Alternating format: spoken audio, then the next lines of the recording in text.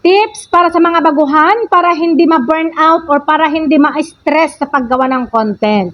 So, ang una, gawin mong parang practice lang. Maglaan ka lang ng 1 oras lang sa isang araw para mag-film, mag-edit, at mag-post. Huwag mong i-pressure ang sarili mo. Dapat i-enjoy mo lang. Dahil kapag pinipressure mo ang sarili mo, madali ka lang mapagod. Kaya yung iba, umaayaw na or tumitigil na sila sa pag-create ng content. At yung iba naman, nag-turn off na rin ng professional mode dahil mataas yung expectation nila. Kaya dapat ang gawin mo, mag-umpisa ka lang sa mababa at i-enjoy mo lang ito. Dahil mas maganda kung dahan-dahan yung pag-angat natin at hindi biglaan. At kapag medyo okay ka na, mag-isip ka na kung ano yung gusto mong niche, mag-research ka na, or pwede kang kumuha ng idea sa mga ibang content creator. Sino ba ang gusto mong gayahin?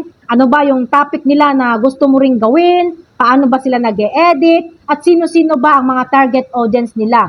Yun din ang gawin mo. At kapag meron ka ng niche, kailangan mo na rin ng balance para hindi ka ma-stress or para hindi ka ma-burnout. Dapat gumawa ka ng kahit at least isang video lang na high effort sa isang linggo. Tapos kahit low effort na yung everyday na post mo. At least meron ka ng isang high effort sa isang linggo. Or pwede mo rin gawing dalawa. Nasa sa iyo pa rin ang desisyon. Basta palagi mo lang tatandaan na huwag mong i-pressure ang sarili mo para lang hindi ka madaling sumuko. Dapat ang gawin mo, dapat ang gawin mong content is yung alam mong kaya mo lang. Kahit hindi perfecto, basta sarili mong gawa ang mga ito.